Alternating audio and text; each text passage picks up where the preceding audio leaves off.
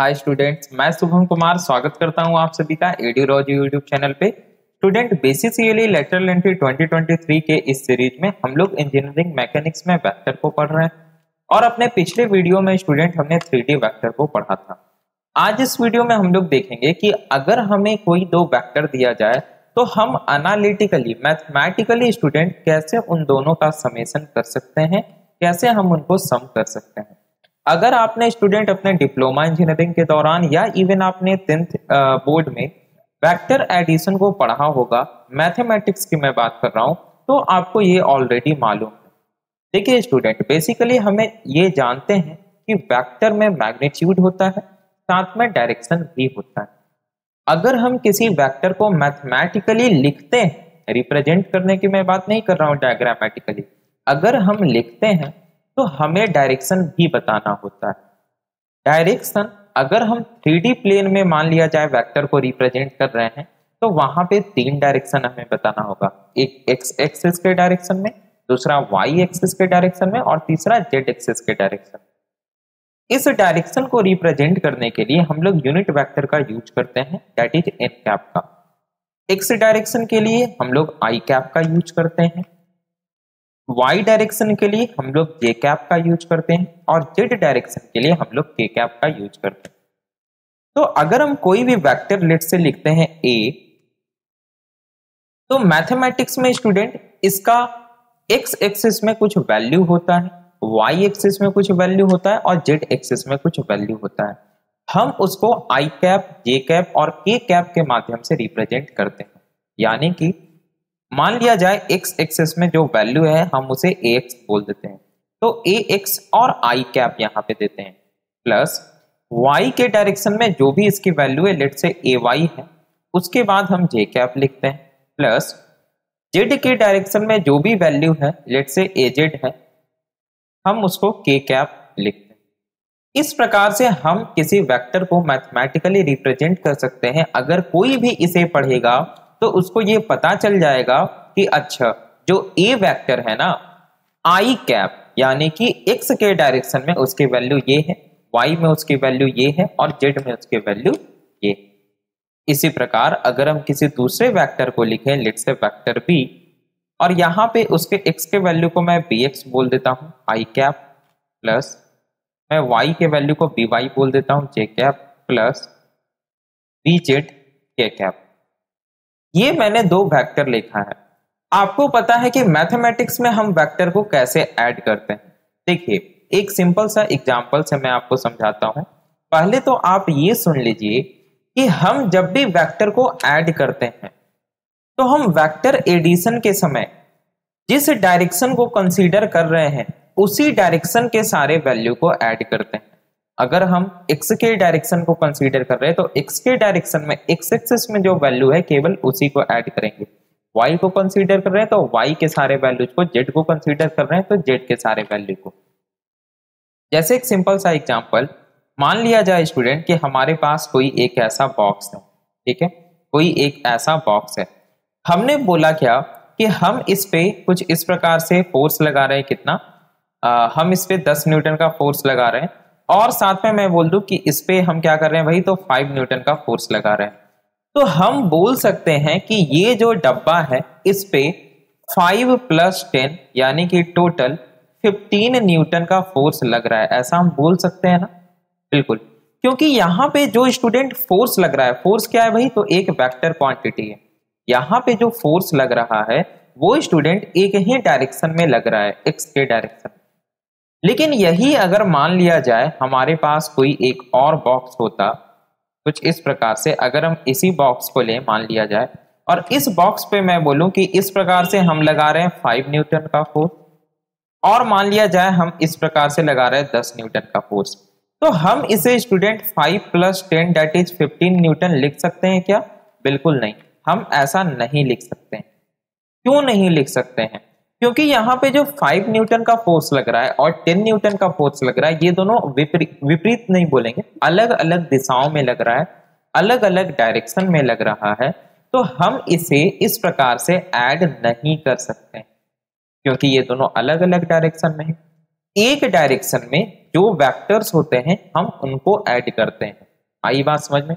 अब वो वेक्टर चाहे फोर्स हो चाहे कोई और वेक्टर क्वांटिटी, आई बात समझ। ठीक इसी तरह से अगर हमारे पास दो वेक्टर गिवन हो तो हम स्टूडेंट एक डायरेक्शन, यानी कि देखिए ये जो ax है और जो bx है, जब हम इन दोनों को ऐड करेंगे, तो जो ax है और bx है ये दोनों किस डायरेक्शन में है, तो डायरेक्शन कौन बताता है, इन कैप बताता है। तो आई कैप से हमें ये पता चल रहा है कि ax x के डायरेक्शन में है और bx भी x के डायरेक्शन में। तो हम इन दोनों को ऐड करेंगे। तो अगर मान लिया जाए हम यहाँ पे अगर लिखें कि a वेक्टर, ठीक है, यहां पे अगर हम लिखें a vector plus b vector, तो ये क्या होगा ये बताइए आप। तो आई के कैप में क्या है भाई, तो ax है और bx है, यानी x के डायरेक्शन में ax और bx है। तो इन दोनों को हम आपस में क्या करेंगे, सम करेंगे और यहां पे लगेगा आई कैप, आई बात समझ, प्लस। अब आप अगर ध्यान से देखें तो ये जो ay है और ये जो by है इन दोनों में j कैप लगा हुआ है, यानी कि ये दोनों y के डायरेक्शन में। तो y के डायरेक्शन में दोनों है, तो जब एक डायरेक्शन में है तब हम इसको लेंगे। तो यहां पे हो जाएगा क्या, ay plus by j cap, ठीक है। इसको मैं नीचे कर लेता हूं या इसको हटा भी सकते हैं, इवन रहने देते हैं, नीचे कर लेते हैं, ठीक है। प्लस अब यहां पे अगर आप ध्यान से देखें तो ये जो एजेड है और ये जो बीजेड है ये दोनों में के कैप लगा हुआ है, यानी ये जो एजेड है ये के यानी कि जेड के डायरेक्शन में और बीजेड में के कैप लगा हुआ है, यानी ये भी जेड के डायरेक्शन में। तो दोनों चूंकि एक ही डायरेक्शन में है तो इन दोनों को हम क्या करेंगे, फिर ऐड करेंगे, ये जेड प्लस बीजेड के कैप, आई बात समझ। तो ये ऐड करने के बाद जो हमारा आई कैप में, जे कैप में और के कैप में वैल्यू आएगा वो स्टूडेंट एक्स डायरेक्शन में, वाई डायरेक्शन में और जेड डायरेक्शन में वैल्यू हो जाएगा ए वेक्टर प्लस बी वेक्टर का, ठीक। इसी प्रकार से अगर मान लिया जाए आपको सब्ट्रैक्शन करना हो, ठीक है, अगर आपको सब्ट्रैक्शन करना हो ए वेक्टर माइनस बी वेक्टर, तब आप क्या कीजिएगा, तो फिर वही काम करना है। अगर हम सब्ट्रैक्शन भी कर रहे हैं तो एक ही डायरेक्शन में जो वेक्टर है उसको कंसीडर करेंगे। तो जैसे अगर हम एक्स डायरेक्शन को कंसीडर कर रहे हैं तो सारे एक्स डायरेक्शन के वेक्टर को उठाएंगे, अगर हम वाई को कंसीडर कर रहे हैं तो सारे वाई डायरेक्शन वाले वेक्टर को उठाएंगे, और अगर हम जेड को कंसीडर कर रहे हैं तो सारे जेड डायरेक्शन वाले वेक्टर उठाएंगे। तो यहाँ पे ए वेक्टर माइनस बी वेक्टर क्या हो जाएगा, तो ये हो जाएगा ए एक्स माइनस बी एक्स आई कैप। फिर y डायरेक्शन में तो ए वाई माइनस बी वाई जे कैप। फिर z डायरेक्शन में तो ए जेड माइनस बी जेड के कैप। कुछ इस प्रकार से हम लोग कर सकते हैं। अगर मान लिया जाए b वेक्टर माइनस ए वेक्टर करना हो तब तो जस्ट इसका उल्टा कर देंगे। ये सब स्टूडेंट बहुत आसान है, आप लोग कर सकते हैं खुद से, मैं इसको कर दे रहा हूं। अगर हमें b वेक्टर माइनस ए वेक्टर करना हो तब क्या होगा, तो b वेक्टर माइनस ए वेक्टर, यानी अगर हम x डायरेक्शन को कंसीडर करें तो b वेक्टर में जो x की वैल्यू होगी उसको हम माइनस करेंगे a वेक्टर में जो x की वैल्यू होगी। बात आ रही है समझ। तो b वेक्टर में जो x की वैल्यू है दैट इज bx माइनस करेंगे a वेक्टर में जो x की वैल्यू है ax आई कैप। और यहां पे क्या हो रहा है भाई, तो यहां पे हम करेंगे प्लस। उसके बाद देखिए हमें क्या करना है, बी वेक्टर माइनस ए वेक्टर। तो बी वेक्टर में जो y की वैल्यू है माइनस ए वेक्टर में जो y की वैल्यू है that is B Y minus A Y, ये हो जाएगा जे कैप प्लस जेड में सॉरी बी वेक्टर में जो जेड की वैल्यू है माइनस ए वेक्टर में जो जेड की वैल्यू है, तो बी जेड माइनस ए जेड, ये हो जाएगा के वेक्टर।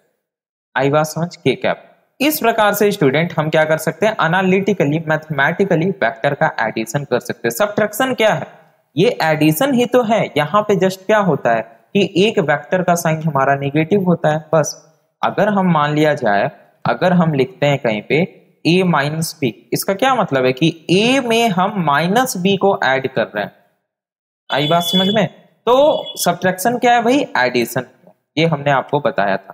तो ये सिंपल स्टूडेंट आपको जानना था और ज्यादा कुछ जानना नहीं है। और देखिए ये जो आपको समेशन दिख रहा है ना, इसको हम डिस्प्लेसमेंट वेक्टर भी कहते हैं। इसको हम क्या बोलते हैं भाई, तो इसको हम बोलते हैं डिस्प्लेसमेंट वेक्टर। क्यों बोलते हैं, यहां पे हम लोग लिख दे रहे हैं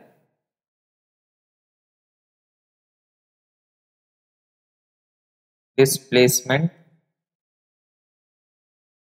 वेक्टर। इसको डिस्प्लेसमेंट वेक्टर बोलते हैं। क्यों बोलते हैं भाई, तो इसको मैं हटा दे रहा हूं, इसकी अब जरूरत नहीं है आई थिंक आपको, तो इसका कोई काम नहीं है, इसको हटा देते हैं। ठीक है, चलिए। तो स्टूडेंट इन सभी को डिस्प्लेसमेंट वेक्टर क्यों बोलते हैं, क्योंकि ये हमें क्या देता है स्टूडेंट, ये हमें ए वेक्टर और बी वेक्टर के बीच का डिस्प्लेसमेंट यानी कि जो विस्थापन है, जो शॉर्टकट डिस्टेंस, हम शॉर्टकट नहीं बोलना चाहिए, जो शॉर्टेस्ट डिस्टेंस है वो हमें देता है। अच्छा, डिस्प्लेसमेंट के बारे में तो आप सभी को मालूम है ना, डिस्प्लेसमेंट के बारे में तो आप सभी को मालूम होगा ही होगा। जैसे मान लिया जाए, अगर मैं बोलूं कि मैं अपने घर से निकला और अपने घर से निकल के इस प्रकार से होते हुए ऐसे घूम के फिर यहाँ पे गया पटना जंक्शन, तो ये स्टूडेंट क्या हो गया, ये डिस्टेंस हो गया, ये दूरी हो गया। अगर मान लिया जाए कभी मैं ऐसे घूम के गया, तो ये क्या हो गया भाई, ये भी एक डिस्टेंस हो गया।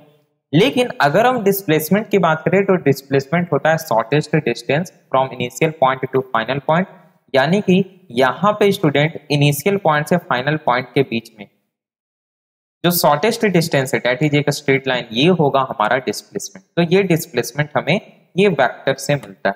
चलिए देखते हैं। जैसे मान लिया जाए हमारे पास एक वेक्टर ए, एक ए वेक्टर और दूसरा हमारे पास वेक्टर बी,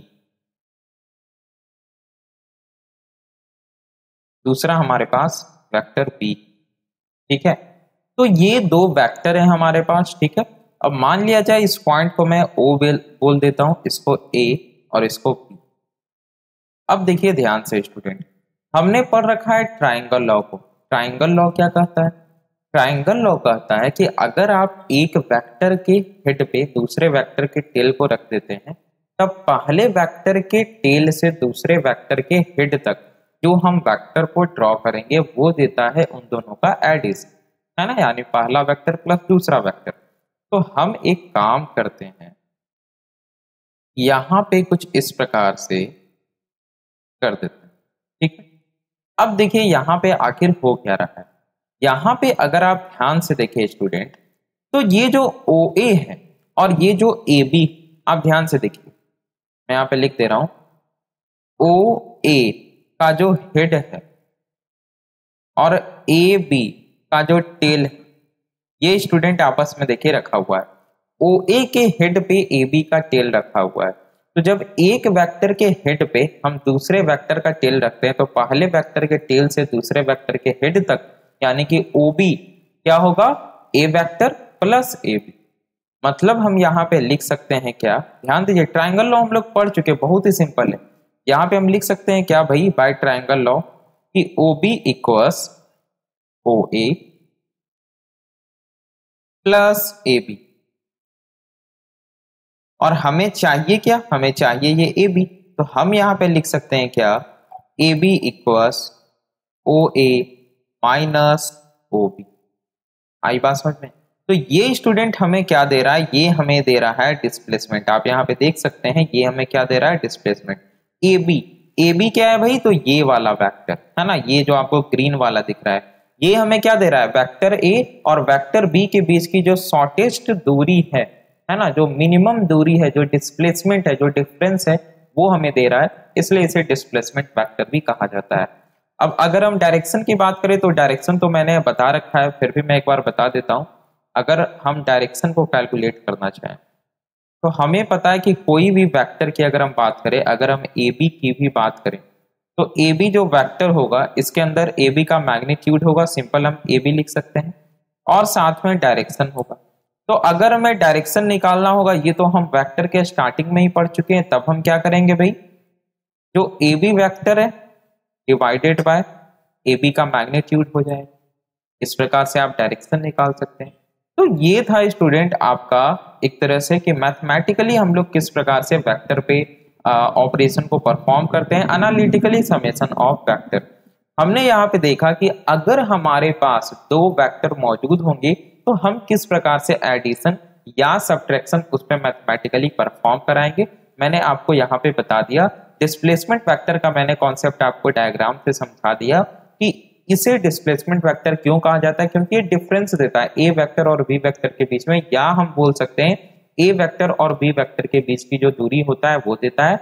डायरेक्शन हम इस प्रकार से निकाल सकते हैं। ठीक है, तो स्टूडेंट जो हमारा फर्स्ट यूनिट था वेक्टर, वो अभी एंड नहीं हुआ है। अब हमें केवल एक और कॉन्सेप्ट पढ़ना है। हम लोग पढ़ रहे थे, याद कीजिए, क्या हमने स्टार्ट किया था, mathematical operations on vector start किया था ना, जिसमें हमने एडिशन पढ़ा, सब्ट्रैक्शन पढ़ा, पैरेललोग्राम लॉ, ट्रायंगल लॉ, और उन्हीं सब का यूज करके हमने फिर टू डायमेंशनल वेक्टर का रिजोल्यूशन, हमने analytical summation, 3D vector, spatial vector, ये सब पढ़ा। अब हमारा बच रहा है मल्टीप्लीकेशन ऑफ वेक्टर, और मल्टीप्लीकेशन ऑफ वेक्टर में हमें पढ़ना है dot product, that is scalar multiplication, और cross product means vector multiplication, जो कि बहुत ही इंपॉर्टेंट है। और इन दोनों को हम लोग अपने आने वाले दो वीडियो में, नेक्स्ट के दो वीडियो में डिस्कस करेंगे। ठीक है स्टूडेंट, जो लोग हमारे चैनल पे नए हैं उनको मैं बता देना चाहता हूं कि हमारे चैनल एडुलॉजी पे स्टूडेंट कंप्लीट कोर्स चल रहा है BCCLE 2023 के लिए। इसमें आपको इंजीनियरिंग मैकेनिक्स, इंजीनियरिंग मैथमेटिक्स और टेक्निकल इंग्लिश तीनों की कंप्लीट प्रिपरेशन कराई जाएगी फ्री ऑफ कॉस्ट। अभी स्टूडेंट इंजीनियरिंग मैकेनिक्स स्टार्ट है, जिसका प्लेलिस्ट आप यहाँ पे देख सकते हैं, डिस्क्रिप्शन में आपको दिया गया। अगर आप YouTube पे जाकर के एडुलॉजी या एडुलॉजी शुभम सर या BCCLE बाय शुभम सर कुछ भी ऐसा कीवर्ड सर्च कीजिएगा तो आपको कुछ ना कुछ रिलेटेड मिल जाएगा स्टूडेंट, वहां पे भी आप आ सकते हैं। हमारे चैनल के होम पेज पे जब आप आइएगा, नीचे स्क्रॉल कीजिएगा तो आपको BCCLE 2023 का सेक्शन मिल जाएगा। यहाँ पे आपको सारे प्लेलिस्ट देखने को मिलेंगे।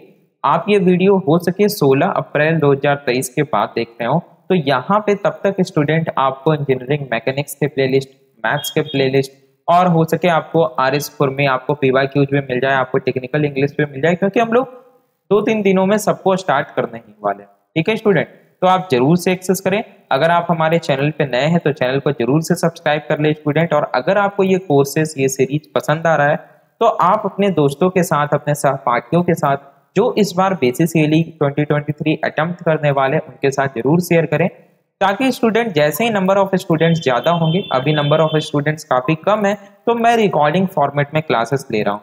जैसे ही नंबर ऑफ स्टूडेंट्स अधिक हो जाएंगे, हम लोग क्लासेस को लाइव कर देंगे, तो साथ में इंटरेक्शन होगा और मजा आएगा। और अगर मान लिया जाए अभी ही ज्यादा हो जाता है स्टूडेंट, ज्यादा क्या मतलब अगर 50-60 भी हो जाते हैं एक साथ लाइव में, तो हम लोग स्टूडेंट PYQs को लाइव डिस्कस करेंगे, तो वहां पे कॉन्सेप्ट हमारा क्लियर होगा, इंटरेक्शन भी होगा आपसे। ठीक है, तो मिलते हैं हम लोग अपने नेक्स्ट लेक्चर में स्टूडेंट। Thanks for watching.